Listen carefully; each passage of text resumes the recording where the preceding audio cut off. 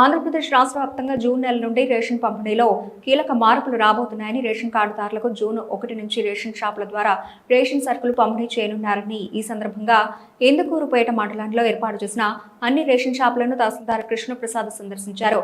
MDU విధానాన్ని అమల్లో ఉన్నప్పుడు ఉన్న సాఫ్ట్వేర్ను తొలగించి రేషన్ డీలర్ల ద్వారా పంపిణీ కోసం రూపొందించిన సాఫ్ట్వేర్ను మండలంలో ఉన్న 45 రేషన్ డీలర్ల షాపులను రెవెన్యూ బృందంతో కలిసి పరిశీలించారు. ఈ పాస్లో ఉన్న లాగిన్ నుంచి కార్డు నెంబర్ ఎంట్రీ వరకు కార్డుదారులు వేలి ముద్ర కంటిపాప ద్వారా సరుకులు నమోదయ్యే విధానాన్ని క్షుణ్ణంగా తహసీల్దార్ పరిశీలించారు. ఈ సందర్భంగా ఆయన మీడియాతో మాట్లాడుతూ గతంలో ఎన్డీయూ వాహనం ఎప్పుడొస్తుందో వెళుతుందో తెలియని దుస్థితి ఉండేదన్నారు. దీంతో లబ్ధిదారులు రేషన్ కోసం వాహనం కోసం రోడ్ల మీద ఎదురు చూసే పరిస్థితి వచ్చిందని ఇప్పుడు ఆ కష్టాలు ఉండవని అన్నారు. నెలలో 1వ తేదీ నుండి 15వ తేదీ వరకు రేషన్ దుకాణ సరుకులు తీసుకోవచ్చని తెలిపారు. ఆదివారాలు కూడా రేషన్ పంపిణీ కొనసాగుతుందని సూచించారు. జూన్ 1వ తేదీ నుంచి ఎఫ్పీ షాపుల ద్వారా మనకి ఉచిత రేషన్ సరుకుల పంపిణీ జరగబోతున్న విషయం అందరికీ తెలిసిందే. అయితే దానికి మనకి కేవలం ఒక 2 రోజులు మాత్రమే ఉండడంతో అన్ని ఎఫ్పీ షాపుల్ని తనిఖీ చేయాల్సిందిగా మన శ్రీయుత జిల్లా కలెక్టర్ వారు అదేవిధంగా జాయింట్ కలెక్టర్ వారు ఆదేశాలు జారీ చేసి ఉన్నారు.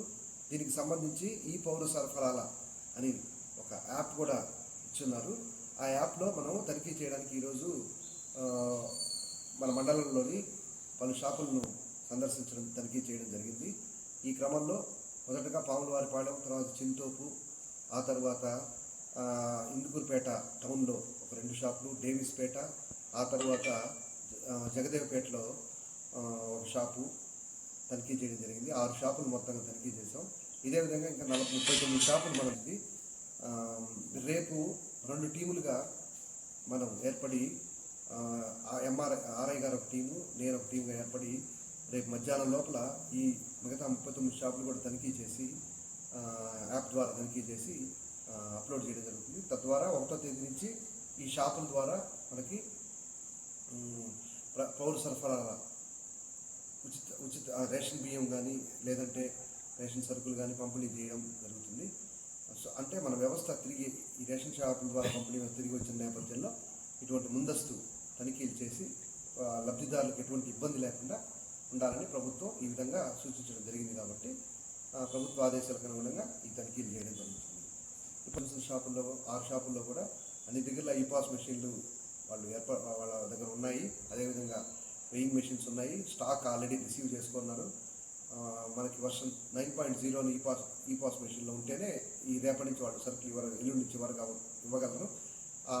ఈ వర్షన్ 9.0 కూడా ఆల్రెడీ డౌన్లోడ్ అయిపోయినది అన్ని షాపుల్లో. మనం తనిఖీ చేసినప్పుడు 6 షాపుల్లో కూడా వర్షన్ 9.0లోనే వాళ్ళు ఉన్నారు. కాబట్టి ఇవన్నీ తనిఖీ చేసుకుంటే రేపు ఇందులో మరో ముఖ్యమైన ఏంటంటే మనకి రేషన్ షాపులు తిరిగి ప్రారంభం అవుతున్న నేపథ్యంలో ప్రభుత్వం మనకు కొన్ని సూచనలు, కొన్ని నియమ నిబంధనలు తెలియజేస్తున్నారు. ప్రతి ఒక్క షాప్ నందు వాళ్ళు తప్పకుండా ఒక ఫ్లెక్సీ ద్వారా సమాచారాన్ని ఉంచాలి. అదేవిధంగా స్టాక్ బోర్డు ఏర్పాటు, గతంలో ఉన్నట్లే స్టాక్ బోర్డు ఏర్పాటు చేసి ఏ రోజుకి ఆ రోజు అందుబాటులో ఉన్న సరుకు నిల్వ వివరాలన్నీ తెలియజేయాలి.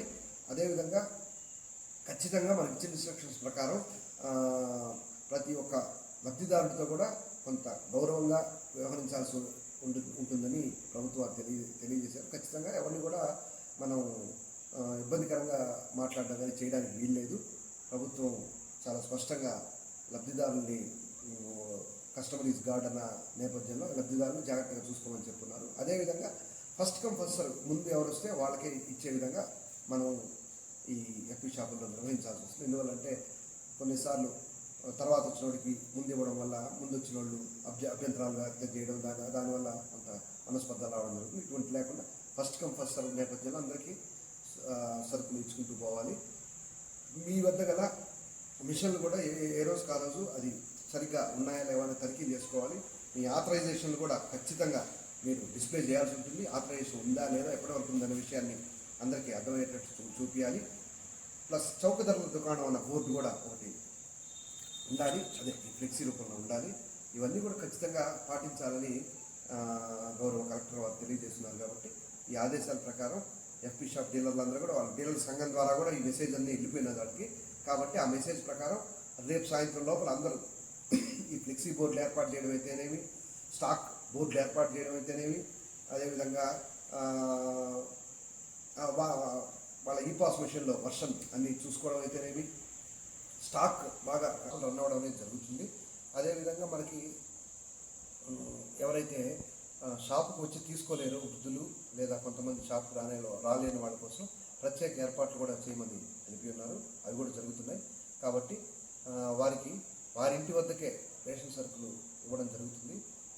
అదేవిధంగా మిగతా ప్రజలందరూ కూడా సాధారణంగా మన ఎఫ్పి షాప్కి వచ్చేసి తీసుకోవాల్సి ఉంటుంది, సరుకులు తీసుకోవాల్సి ఉంటుంది. దీనికి మనకు 1 నుంచి 17 తేదీ ఉంది కాబట్టి ఎవరికి వీలున్న సమయంలో వాళ్ళు వచ్చేసి ఎఫ్పి షాప్ నుంచి సరుకులు తీసుకోవడానికి అవకాశం ఏర్పడింది.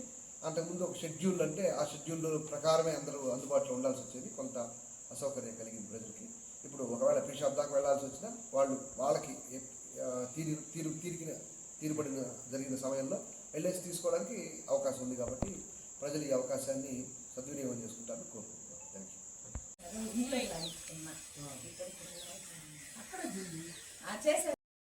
షాప్ నంబర్ ఎంత?